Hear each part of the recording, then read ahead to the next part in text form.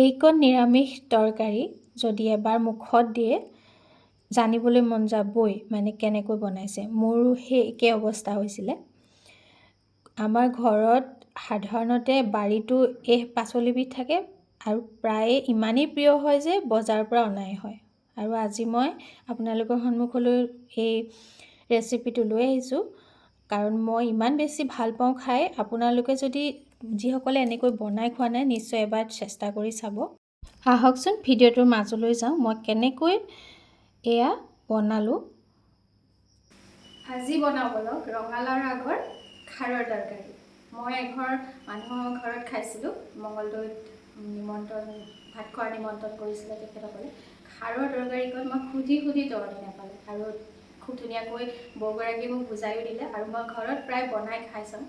ভাবিলোঁ আজি আপোনালোকৰ সন্মুখলৈ লৈ আহোঁ। যিসকলে এনেকৈ ৰঙালাওৰ আগৰ খাৰৰ তৰকাৰী বনাই খোৱা নাই এবাৰ যদি খাই চায় আপোনালোকে নিশ্চয় আচৰিত হৈ পৰিব। মই আচলতে আগতে খোৱাই নাছিলোঁ, কিন্তু যেতিয়া মই খাবলৈ লৈছোঁ ৰঙালাওৰ আগ আনিলেই খাৰৰ তৰকাৰীখন বনাবলৈ মন যায়। আহকচোন ভিডিঅ'টো চাওঁ কেনেকৈ মই বনাইছোঁ। ইমান উৎকট গৰম, এতিয়া অকণমান যদি সুস্বাদু এখন ব্যঞ্জন হয় তেতিয়াও বহুত হৈ যায়, নহয়নে? এয়া ৰঙালাওৰ আগখিনি লৈ লৈছোঁ। অলপ সতেজ হ'লে মানে লেৰেলা হ'লে নহ'ব, কাৰণ কোমল যিটো ইয়াৰ ঠাৰিটো খোৱাৰ সোৱাদেই সুকীয়া, মঙহাল হ'লে নহয়নে। আৰু বজাৰৰ পৰাই অনা হয়, আমাৰ যিহেতু বাৰীত নাই বাৰু, তথাপিও মই পালেই এনেকৈ লৈ আহোঁ আৰু চুচবিলাক আঁতৰাই ল'ব লাগিবই। আৰু এই ৰেচিপিটোৰ কাৰণে মানে এনেকুৱা ঠাৰি বেছি হ'লে ভাল। পাতো লৈ ল'ব পাৰে, পাত এনেকৈ মই যেনেকৈ লৈ লৈছোঁ। এতিয়া মই এই পাতখিনি অলপ মিহিকৈ কাটি দিম, ঠাৰিখিনি তেনেকৈ ৰাখি দিম, তেতিয়া ৰেচিপিটোত ভাল হ'ব। আৰু কোনে কোনে ৰঙালাওৰ আগৰ তৰকাৰী খাৰ দি খাইছে মোক কমেণ্ট কৰি জনাবলৈ নাপাহৰিব। আপোনালোকৰ লাইক কমেণ্ট এটা মোৰ খুবেই প্ৰিয়। আৰু এতিয়া সেইখিনি কাটি হোৱাৰ পিছতে 2 প্ৰকাৰৰ সৰিয়হ, ক'লা, হালধীয়া এনেকৈ পানীত অকণমান সময় ভিজাই ৰাখি দিম। আৰু এইখিনি মই আগদিনা ৰাতিয়ে ভিজাই ৰাখিছিলোঁ কাবুলী মটৰ। তাৰ ঠাইত আপোনালোকে বুট মাহো ল'ব পাৰে দেই, তেনেকুৱা কথা নাই।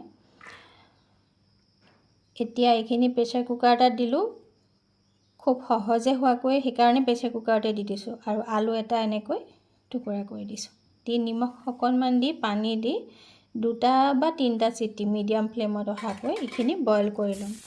আৰু এয়া চিটি মাৰিলে মোৰ বাকী যা যোগাৰখিনি দেখুৱাওঁ আহক। এতিয়া কেৰাহী এনেকৈ গেছত প্ৰথমতে পাতি লওঁ, তাতে মাষ্টাৰ্ড অইল দি দিম। মিঠাতেল দিলে ভাল লাগে খাই আচলতে। আৰু এতিয়া থেতেলিয়াই ল'ম কেইফুটামান নহৰু। খাৰৰ আঞ্জাত নহৰু দিলে বৰ ভাল লাগে।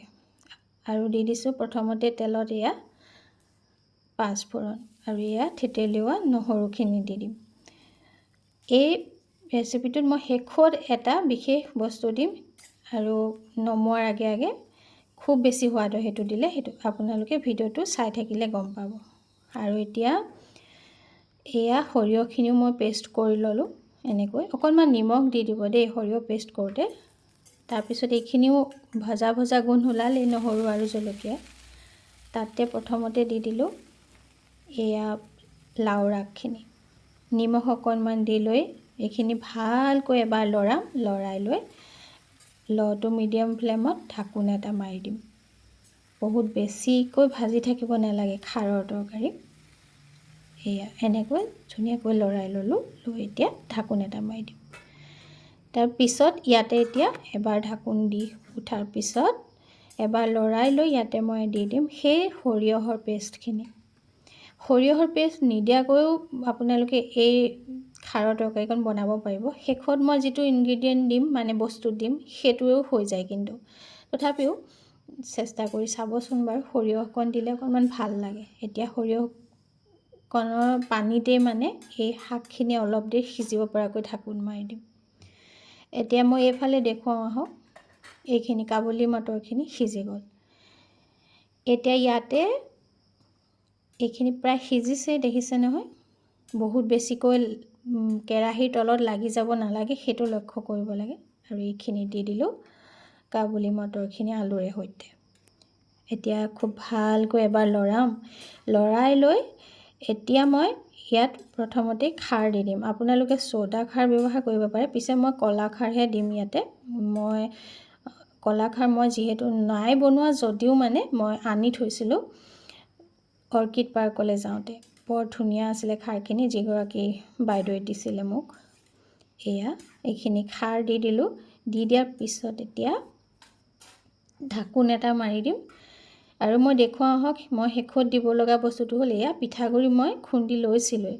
তাৰে মই অকণমান ডাঙৰ চামুচে এচামুচ বুলি ধৰক তাতে পানীত গুলি ল'লোঁ। লৈ বহুত পিঠাগুড়ি দিব দৰকাৰ নাই। এতিয়া এইখিনি খাৰ দিয়াৰ লগে লগে কি হ'ব, এই প্ৰায় কোমলকৈ সিজি আহেই নহয়। এইখিনি এবাৰ লৰালোঁ, দেখিছে? ইয়াতে মই এতিয়া এইখিনি ভালকৈ মিহলাই দি দিম। বহুত দিলে ডাঠ বেছি হৈ যাব, আৰু অকণমান পানী এনেকৈ এড কৰি লৈ ভালকৈ লৰালোঁ। এতিয়াৰ পিছত আৰু মানে বহুত সময় গেছত ৰখাৰ দৰকাৰ নাই। অকণমান আৰু 1 মিনিটো নহয়, 30 ছেকেণ্ডমান গেছত ৰাখি লৈ লাহেকৈ ঢাকি 5 মিনিটমানৰ কাৰণে ৰাখি থৈ দিলে হৈ গ'ল। আৰু এয়া চাওক কিমান ধুনীয়া হৈ গৈছে, দেখিলে খাওঁ খাওঁ লগা হৈছেনে বাৰু? আৰু এয়া মোৰ ৰেডি হৈ গ'ল। যদি আপোনালোকৰ ৰেচিপিটো ভাল লাগে, লাইক কমেণ্ট এটা কৰি জনাবলৈ নাপাহৰিব।